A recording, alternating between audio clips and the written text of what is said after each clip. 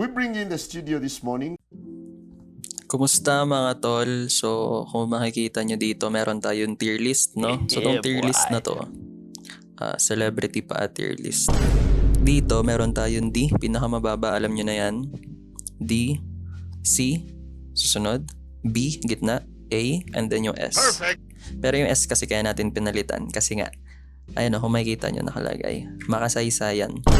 Bakit makasaysayan? Makasaysayan kasi nga ayaw nating insultuin tong mga paang nandito sa baba. So, una sa listahan natin, Catherine Bernardo. Pakita ko sa inyo. Pak. Plug. Kita nyo ba yan, mga tol? Diba? So, kung titignan natin, ano bang meron? Ha? Ano bang meron dito sa paang to? Malinis. What? Malinis yung kuko. Although, syempre, hindi natin masabi kasi nga naka-nail polish si Catherine dito. Pero, mukha namang malinis, di ba? Malinis tapos, yun nga, medyo mahaba yung sa may toes pero hindi siya karekla-reklamo kasi nga, maganda yung pagkakakat. Hindi siya yung sobrang haba na parang tae ng aso. So, uniform naman yung pagkakakat dito. Ayan, no, nakikita nyo ba? Para siyang daliri lang eh.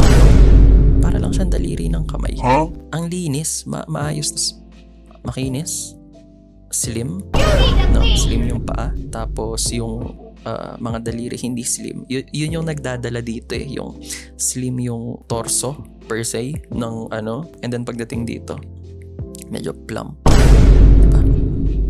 And at the same time, ano pa ba?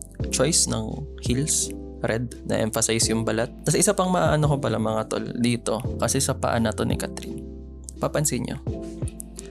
Ito yung tinatawag kong virgin na paa. Siyempre isipin, kadiri ka naman, anong virgin pinagsasabi mo? Virgin na paa para sa akin mga tol yung... Ito hindi pa to natatapakan ng mama eh, for sure. O kaya naipit sa pinto, nababangga sa lamesa, mga ganyan. Ito hindi pa to naatrasan ng van eh, yung mga ganyang kuko. So, saan natin yun ilalagay ito? Si Catherine. Catherine Bernardo, paa. Makasaysayan ang paa mo. Yan na lang masasabi ko. Wala tayong mahanap na flaws eh, mga tol, no? Susunod, Liza Soberano, mga G. So si Liza Soberano, mga tol, makikita nyo naman. Ayan o. Malinis. Malinis yung paa. Mahaba yung daliri. Para sa mga, natin dyan, mga tol natin dyan na mahilig sa ganyan. Ayan, Liza Soberano pa. Claim it. So rating, malinis. Makinis, mukha naman makinis. Although, syempre, medyo malabo kasi nga zino-zoom. Wala siyang sariling picture na paa lang. So kailangan natin i-zoom yan. Wala siyang nail polish and ako hindi ko alam pero personally, ang mga babaeng maganda yung paa na walang nail polish, yung nasa-showcase nila, yung natural beauty ng paa nila. Ganito, ganyan. I mean, no hate sa mga nagpa-polish. Pag ang magandang paa nag-nail polish, makasaysayan yan. Pero at the same time, pag walang polish, tas yung malinis yung kuko, oh my god. So, Liza Soberano, babalikan natin. Eto, hindi ko alam hindi ko alam kung anong masasabi ko dito sa chinelas na. Ano ba to, gulong?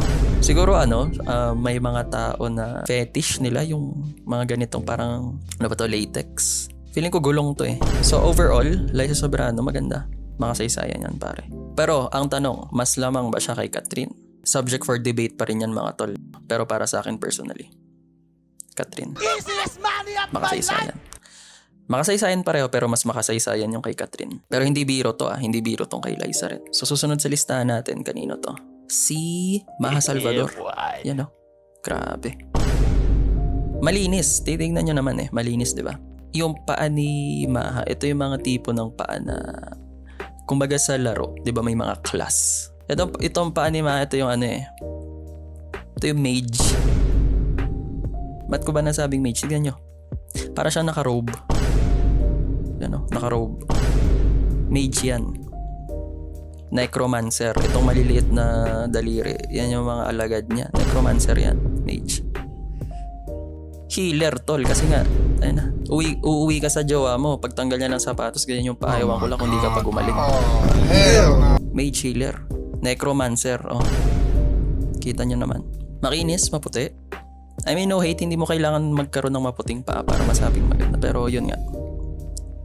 Gagaling ka dito kung ano man ang sakit mo. Perfect. Kikita nyo ba yan?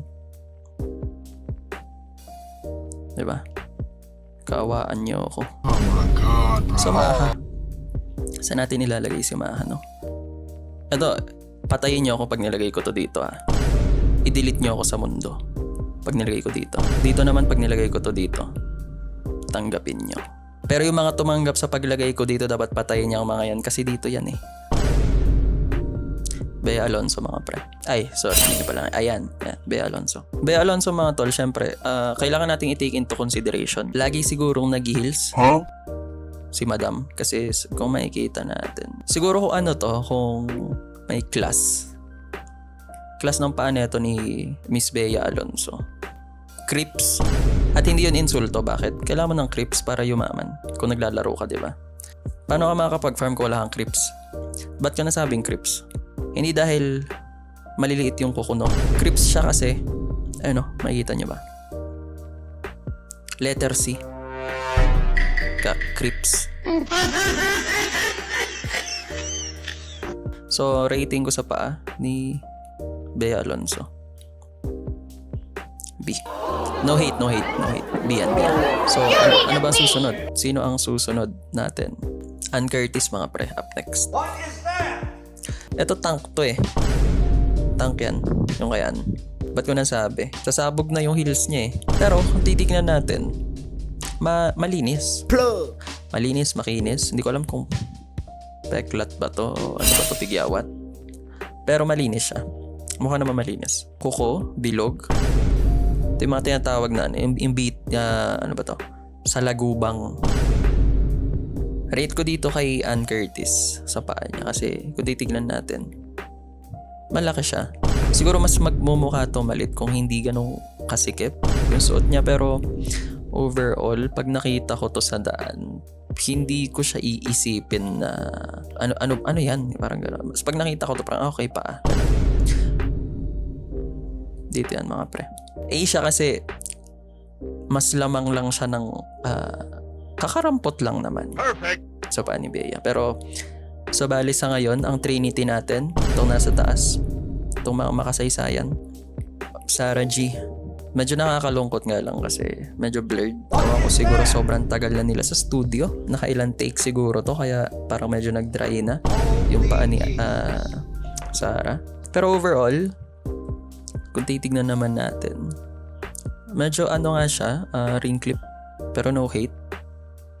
Ito assassin to eh. Assassin to. Kasi tingnan mo naman, no? Naka-bend, ready to pounce. Naka-bend siya mga tol, no? Gigil. Para yung dagger. Kita mo naman. Ang ganda ng choice sa tsinelas. Hindi gulong. Parang si Ezio naging paa. Yun. So, Sarah G. So, kung si Sarah G, anong rating natin dyan? Plug! Feeling ko mga tol, high A tier yan. High A tier, low makasaysayan para sa akin. You know what's cooking? Plug!